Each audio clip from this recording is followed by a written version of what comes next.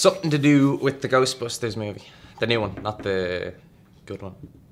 Sorry.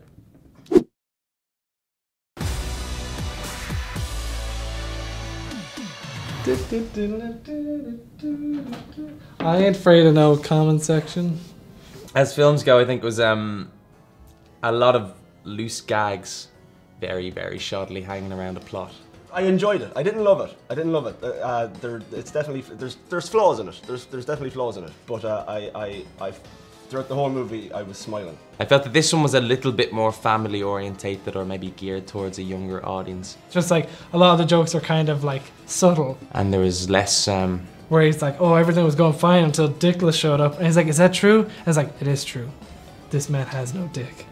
Less kind of blue jokes in this one. I felt it was kind of for a younger audience. You could almost classify this one as a kid's film. You probably could. What was my favourite thing? The cameos are great as well. Like, obviously it's nice to mention, like, to kind of acknowledge the older films. I didn't get the point of Bill Murray that there was too many winks to the originals. And I love the originals, obviously. I don't know, I didn't get the point of him being in the film if he wasn't going to be playing his original character. I think my favourite bit was the chemistry of the four leads. Kate McKinnon is the funniest woman in that whole film. Like, she's so funny. Like, literally everything she said is just brilliant. Like, I kind of feel bad saying that. Like, my favourite character was probably the main male character in it. I thought Chris Hemsworth was really funny. I thought he was a really funny performance, but I just think it belonged in a different movie.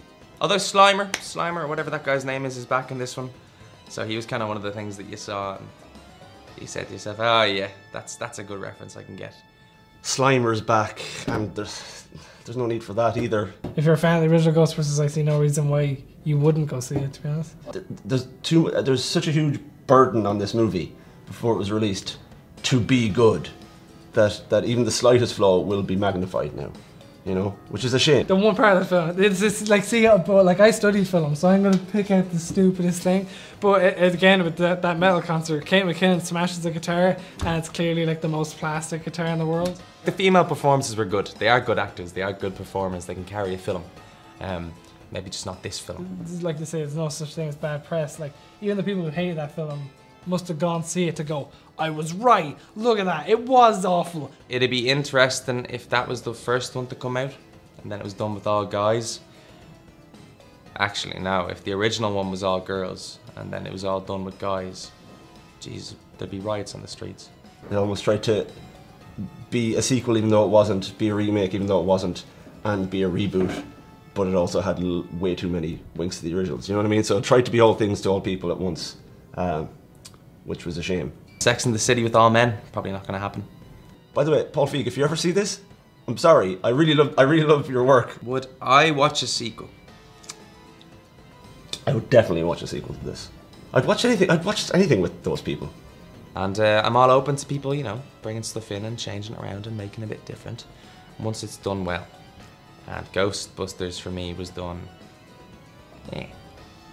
just So no, be nice in the comments. It's a good film. You should go see it. I don't know. Just don't be a dick about it. I don't know.